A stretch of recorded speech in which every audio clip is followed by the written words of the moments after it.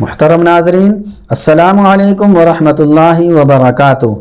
امید ہے کہ آپ سبھی حضرات خیر و عافیت سے ہوں گے۔ اللہ آپ کو اسی طرح ہمیشہ خوش و خرم رکھے۔ آج ایک صاحب کی جانب سے سوال آیا ہے۔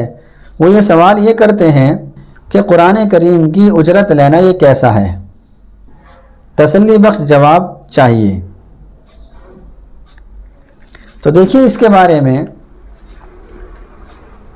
مسئلہ یہ ہے،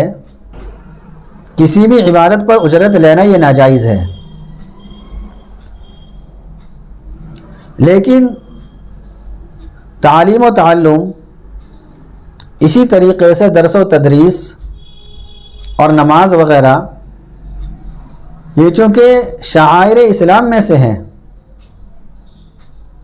اس لیے تمام علماء کا متفقہ فیصلہ یہ ہے، ان پر اجرت طے کرنا اور اجرت لینا جائز ہے۔ چونکہ اگر اجرت کو طے نہ کیا جائے تو پھر ان چیزوں کے لیے کسی امام کا اور کسی مدرس کا ملنا بہت مشکل ہو جائے گا، جس کی بنا پر دین کی بقا بہت مشکل ہو جائے گی۔ اس وجہ سے ان طاعات پر اجرت لینا تمام علماء کا متفقہ فیصلہ ہے کہ جائز ہے۔ البتہ قرآن کریم پڑھنے پر اجرت لینا یہ اس سے خارج ہے۔ اس لیے اکثر علماء کا فیصلہ یہ ہے کہ قرآن کریم کی اجرت لینا یہ ناجائز ہے، کہ تراویح کے اندر جو قرآن کریم سنایا جاتا ہے اس کی اجرت لینا بالکل ناجائز ہے۔ اگرچہ اس حافظ قرآن کو جو قرآن کریم سنانے کے لیے مسجد میں آئے ہیں، ان کے ذمے اگرچہ 2-3 نمازیں متعین کر دیں، ان کے ذمے میں لگا دیں کہ تمہیں 2 یا 3 نمازیں پڑھانی ہیں، یا پورے مہینے تمہیں امامت بھی کرنی ہے، تب بھی اجرت لینا جائز نہیں، اس لیے کہ یہاں مقصود ختم قرآن ہوتا ہے۔ اس لیے کہ امامت 1 مہینے نہیں ہوتی، یا دن میں 2-3 ٹائم کی امامت نہیں ہوتی، بلکہ مستقل امامت ہوتی ہے۔ تو امامت کی اجرت کو فقہائے کرام نے جائز قرار دیا ہے، لیکن یہاں امامت مقصود ہے ہی نہیں، یہاں مقصود ہے ختم قرآن، اور یہ بالکل الگ ہے۔ اس لیے ختم قرآن کی اجرت لینا، تراویح کے اندر قرآن کریم کو پڑھنے کی اجرت لینا یہ بالکل ناجائز ہے۔ قرآن کریم میں اللہ تعالیٰ ارشاد فرماتے ہیں، وَلَا تَشْتَرُوا بِآيَاتِي ثَمَنًا قَلِيلًا، کہ میری آیات کے عوض تھوڑا ثمن مت لو۔ مطلب یہ ہے کہ قرآن کریم پڑھ کر اگر تمہیں دنیا کی بڑی مقدار بھی مل رہی ہے تب بھی مت لو۔ گویا کہ یہ قرآن کریم کو بیچنا ہو جائے گا۔ اور ایک حدیث میں ہے، حضرت ابو ہریرہ رضی اللہ تعالی عنہ ارشاد فرماتے ہیں کہ اللہ کے نبی صلی اللہ علیہ وسلم نے ارشاد فرمایا کہ جو شخص قرآن پڑھے تاکہ اس کی وجہ سے لوگوں سے کھاوے، وہ قیامت کے دن اس حال میں آئے گا کہ اس کا چہرہ محض ہڈی ہوگا، جس پر گوشت بالکل نہیں ہوگا۔ یہ بھی اس بات کی دلیل ہے کہ قرآن کریم پر اجرت لینا بالکل جائز نہیں ہے۔ اکثر فقہائے کرام کا یہی فیصلہ ہے۔ حضرت تھانوی رحمۃ اللہ علیہ، حضرت مولانا رشید احمد صاحب گنگوہی رحمۃ اللہ علیہ، اور دارالعلوم کا متفقہ فیصلہ بھی یہی ہے کہ اجرت لینا قرآن کریم کی یہ بالکل جائز نہیں ہے، چاہے اس کے ذمے 2-3 نمازیں یا پورے مہینے کی امامت فرض کر دی جائے۔ البتہ اگر کوئی شخص امامت ہی کے لیے آیا ہو، مثلا کوئی شخص امامت کے لیے آیا اور وہ علم طرح سے تراویح پڑھا رہا ہے، یا کوئی شخص 1 مہینے کے لیے آیا لیکن وہ قرآن کریم نہیں سنا رہا، بلکہ وہ تراویح پڑھا رہا ہے اور اس میں الم ترا سے پڑھ رہا ہے، تو اب اس کے لیے اجرت لینا جائز ہو جائے گا، چونکہ یہاں ختم قرآن ہے ہی نہیں۔ اور اگر کسی حافظ کو بلایا اور وہ ختم قرآن کرے، یعنی قرآن کریم کا ختم کرے تراویح کے اندر، تو اب اس کے لیے انعام دینا یا ہدیے کا اس کو نام دینا، تو بہرحال اس کو کچھ روپیے پیسے دینا یہ جائز نہیں، چونکہ حافظ صاحب بھی جانتے ہیں اور دینے والے بھی جانتے ہیں کہ ہم کیوں دے رہے ہیں، اس لیے یہ دونوں کے لیے گناہ کی بات ہوگی۔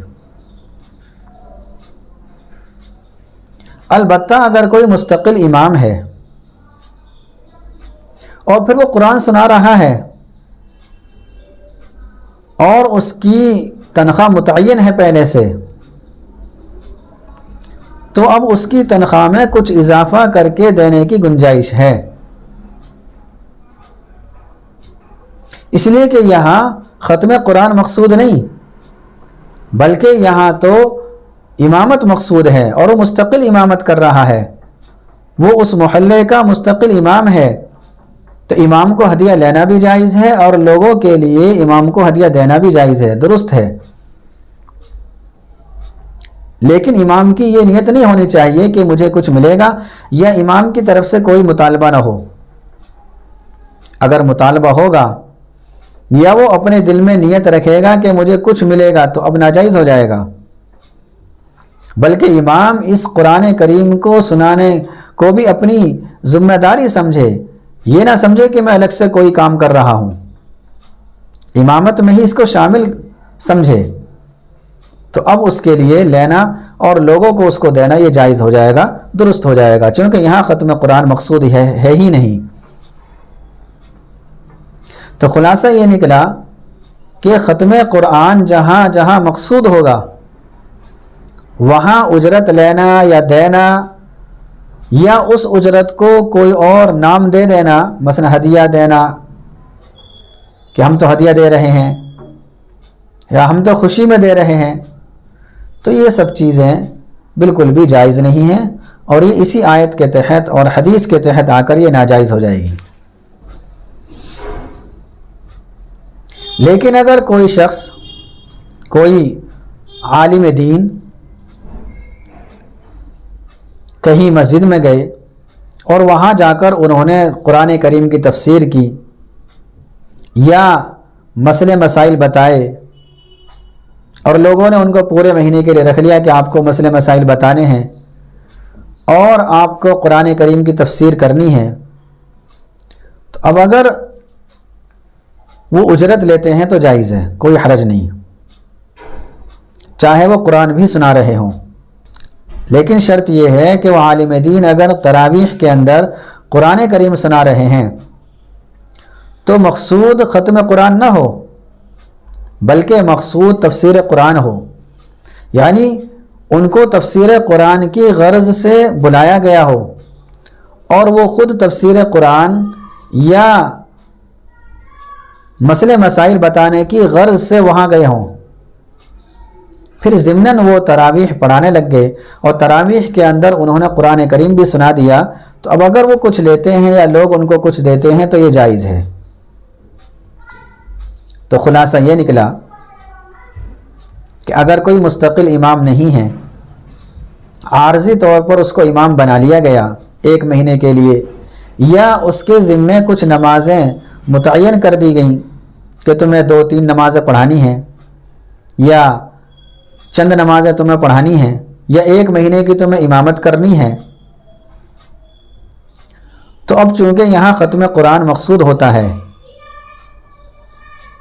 اس لیے یہاں بھی اجرت لینا جائز نہیں ہوگا اور نہ ہی دینا جائز ہوگا، چونکہ امامت جو ہوتی ہے وہ مستقل ہوتی ہے، پورے سال ہوتی ہے۔ لیکن اگر کوئی عالم دین قرآن کریم سنانے کی غرض سے نہ جائیں اور نہ ان کو قرآن کریم سنانے کی غرض سے بلایا جائے، بلکہ ان کو بلایا جا رہا ہے تفسیر کی غرض سے، مسئلے مسائل کو بتانے کی غرض سے، پھر انہوں نے تراویح بھی پڑھائیں اور تراویح کے اندر انہوں نے ختم قرآن بھی کیا، تو اب ان کے لیے اجرت لینا اور دوسروں کو دینا یہ جائز ہو جائے گا، اس لیے کہ یہاں ختم قرآن مقصود ہے ہی نہیں۔ البتہ جو مستقل امام ہے، پورے سال وہ امامت کر رہا ہے اور پھر وہ تراویح کے اندر ختم قرآن بھی کر رہا ہے، تو اس کو بھی لینا اور دوسروں کے لیے اس کو دینا یہ جائز ہے، اس لیے کہ وہ اس محلے کا مستقل امام ہے، اور مستقل امام کے لیے ہدیہ لینا اور دوسروں کو دینا یہ جائز ہو جائے گا۔ اگر کسی کو کوئی سوال کرنا ہو تو وہ کمنٹ باکس میں تحریر کر دیں، انشاءاللہ بہت جلد اس کا جواب دینے کی کوشش کی جائے گی۔ السلام علیکم ورحمۃ اللہ وبرکاتہ۔